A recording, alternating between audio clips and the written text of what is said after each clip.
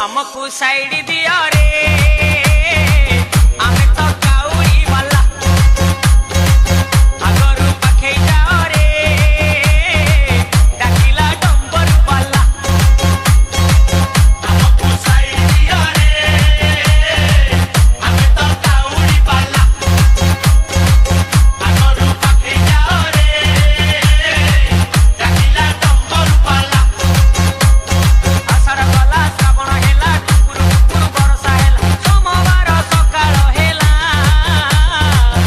आमे तो DJ Kauri Agu. वाला हमको साइड दिया रे आमे तो काउरी वाला छोटिया बाबा बात करेगा भोला बाबा बात करेगा सुनारी बात करेगा डमरूदारी बात करेगा